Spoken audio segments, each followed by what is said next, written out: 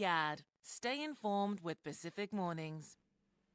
Hello, hola, ¿qué tal? Welcome back to Pacific Mornings. I'm Alavai Lala. Now, we talk a lot about equity, diversity, and inclusion, but what happens when we stop sugarcoating and get real about racism? Through 10 hard hitting essays, the authors of Oceans Between Us expose how racism impacts Pacific communities across education, health, justice, and more, offering not just a critique, but a bold reimagining of how New Zealand understands Pacific experiences. After the interview, we'll be giving away a copy of the book, so stay tuned to find out how you can win. But right now, Associate Professor Sereana Naepi, the editor and contributing writer of Oceans Between Us, as well as author Marcia Leenen-Young, joins us now. Bula vinaka to you both. Welcome to the show. Bula vinaka, thank you so much for having myself and my colleague, Dr. Leenen-Young. Talofa, nice to be here. Whawhetai lava. Now, what inspired the creation of this book and why was it important for these particular voices to be heard now? Maybe we can start off with you, Sereana. Yeah, so I think at the time of the COVID lockdowns, myself and a group of authors were working on a paper where we just received the data that showed that Māori and Pacific academics, it didn't matter how excellent we were still facing a significant pay gap. And I remember being really angry, and we did a big media, we got a lot of attention, and people still wouldn't kind of just say it's actually just racism.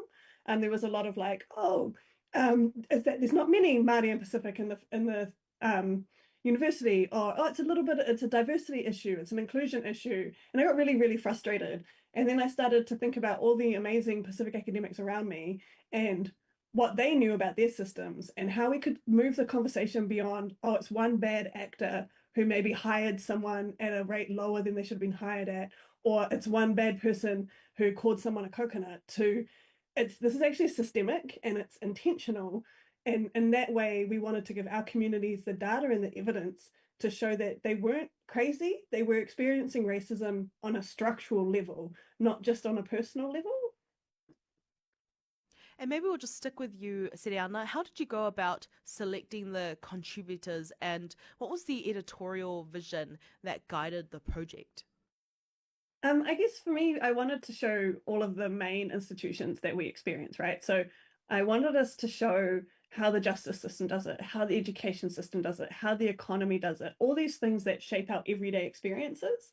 So understanding how the school system might be working against you, or how the economy is designed to make sure that Pacific people don't earn enough. And if we don't earn enough, we can't move forward with this dream that we've been sold. And then I asked Marcia to do it, which people were like, a history chapter feels a little bit out of place in some ways. But the history chapter was because we really needed to understand that this isn't a 10-year issue, a 20-year issue. This is a first contact issue. This is an issue that when they first came to the Pacific, it's from that day that they landed on our shores that this process started. And maybe to you now, Dr. Marcia, the essays cover a range of sectors. What were some of the most confronting or surprising findings that emerged? And feel free to chip in to Sereana at the end of this as well. Yeah, well, I can talk to my own chapter that I wrote. I don't think anything was particularly surprising in my chapter, in that I kind of drew parallels or links between racial stereotypes that were, foundational in the Pacific, in the relationship between New Zealand and the Pacific, and how they kind of are infected into our social systems and political systems. So this is something that I think I always knew existed, but it was different for me actually having to draw it out in a paper as well. And it took a really long time for me to be able to draw these connections. So I don't think things were surprising. We all know what the reality is. We live this reality. But I think for me, in drawing historical connections to contemporary times, it was eye-opening, very eye-opening. Yeah. And anything to add to that, Sereana? Yeah, I think so. Caleb's chapter on health is. I've got to give it to Caleb. We halfway through the process, we got announcements of what was happening with the deal with our governing parties, and one of the deals was an inquiry into MAPAs. And the first thing I did was email Caleb and go, your chapter needs to address this. We can't we can't release a chapter that doesn't talk about the importance of MAPAs and why people might come from Māori and Pacific admission schemes in higher education and health. And he did a really beautiful job of making this incredible argument for understanding why we have Māori and Pacific admission schemes, which, by the way, we also have rural admission schemes, but nobody goes after the rural admission schemes. And really understanding how these things are rooted, how these attacks are rooted in racism. And for me, it was surprising because we know it, like, if that makes sense, Marcia's point around, we know these things, but to see it all collected in a single book of evidence, you kind of flick through and you just go, oh my gosh. Massey University hasn't had a completion rate for Pacific students above 35% for over a decade. Like, that is incredible. And how have we not known that as a community? We keep sending our students to this university. They've shifted a little bit. So sorry to all my Pacific working in Massey. I want to make it really clear that that's not on Pacific people working in Massey. But it's those sorts of moments when you flip through and things start to click, things start to make sense, right? They go for MAPAs because it's about racism, because they're not attacking the rural admission schemes. They attack our, we get paid less because when they first arrived, they decided that the colour of our skin meant that our labour was worth less. We can't advance in education because the system is set up in different ways. We didn't know when we started this book what we would be facing politically, and how important it would be, I guess. We were in a completely different government when we started. And Marcia, your work as a historian and researcher covers the decolonization of the Pacific. Has that been helpful or harmful when it comes to racism? The decolonization of the Pacific, it perpetuates the same kind of historical racial stereotypes that have been there from the beginning, right? That's what this process has done. Like, yeah, it's quite a complicated question you've just asked me, because decolonization is different in every single country. You know, the decolonization of New Zealand's own colonies was very different on a case-by-case kind of basis. So it doesn't make it worse or better, it just perpetuates the same kind of historical stereotypes.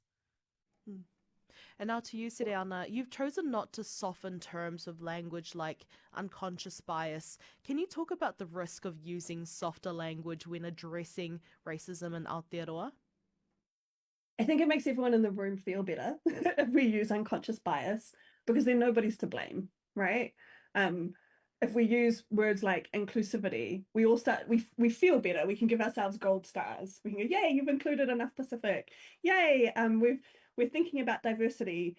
But then it doesn't enable us to have the really hard conversation around what is it about our everyday actions that contribute to the exclusion of Pacific peoples from these systems? Or what are the really big systems in place that contribute to the exclusion of Pacific peoples?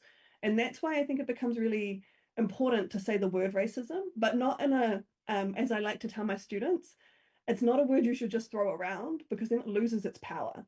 So we have to be really clear when we say racism, this is our argument for it. And that's what the book is trying to do, is trying to say, we've got a really clear argument for racism. It exists. It's shaping how we live our everyday worlds, but we didn't want it to be we don't want it to lose its power.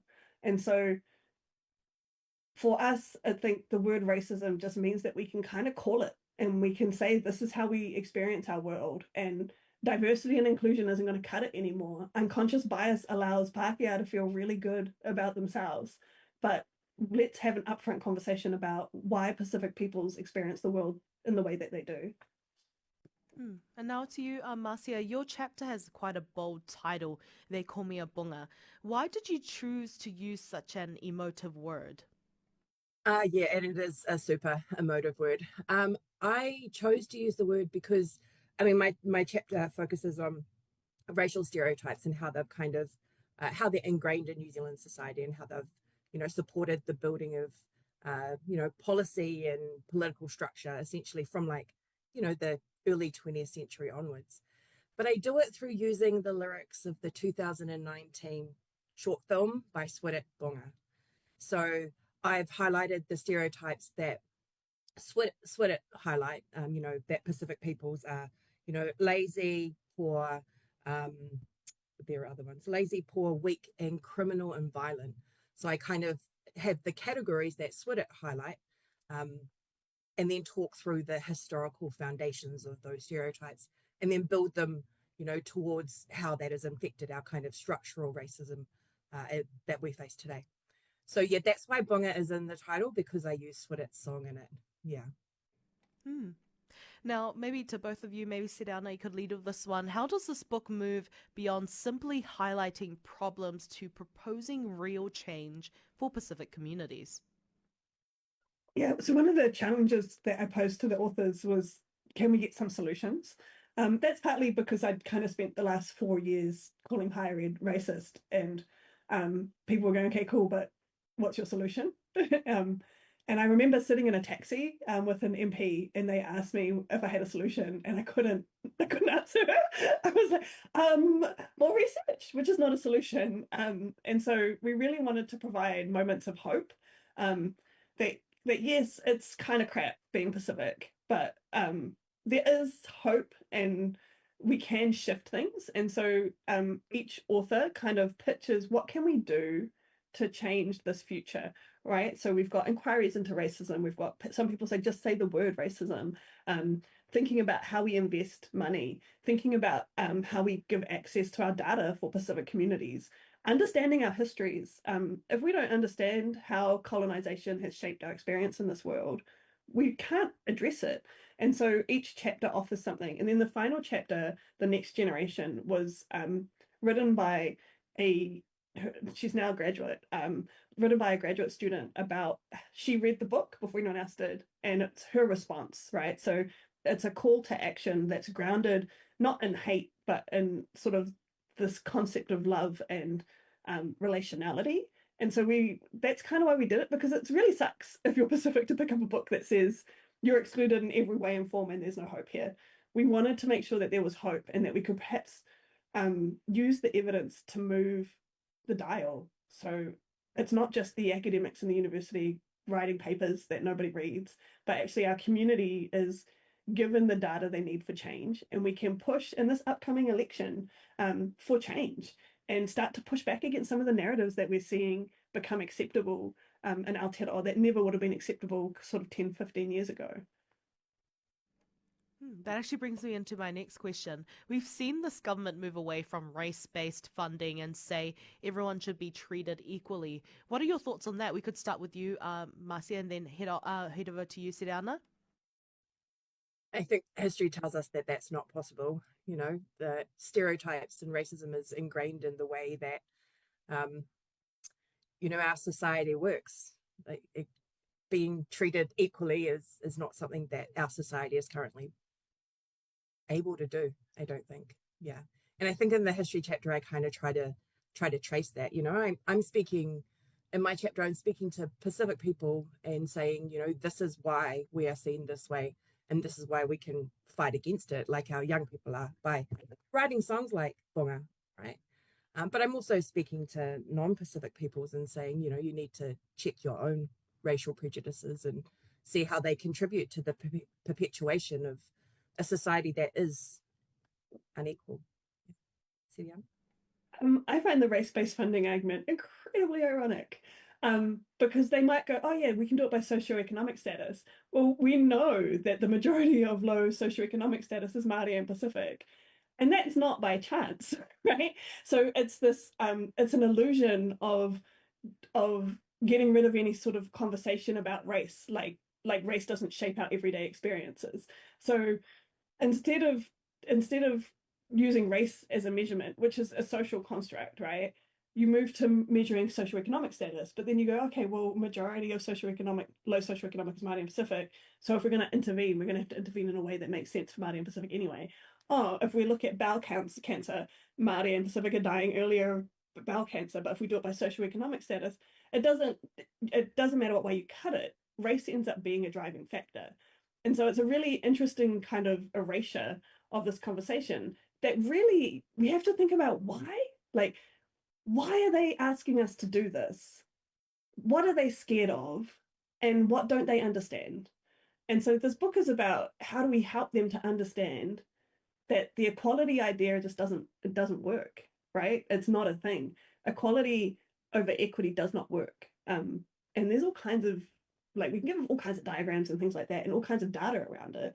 But the idea of getting rid of race-based funding is, it's like dog whistle, as we talk about in the book. And I'm really careful with my words around this because that particular group is really, they really do kind of pay attention to what people say and then go after them. But it's a dog whistle to make sure that people who feel like it's when you're told that you can have the world and then it seems like other people are being given stuff for nothing, you do get really resentful. And so we really encourage, this book isn't just for Pacific, it's also for Pākehā and for other migrant groups so that they can understand why Pacific get treated differently. There is a history there. There is a current reality. And so this book is to help people understand why Pacific have admission schemes, why Pacific get access to money to create companies. So I've gone on a bit of a rant because it is my favorite thing to rant about. So I'm gonna or it's gonna go forever. No, I mean, very important topics. And I just started reading it last night, and I can say I'm really excited to see what the book has ahead of it. But thank you so much for your time. That was Sereana Naepi, editor of The Oceans Between Us, that will be released on the 10th of July, and contributing author Dr. Marcia Leenen-Young.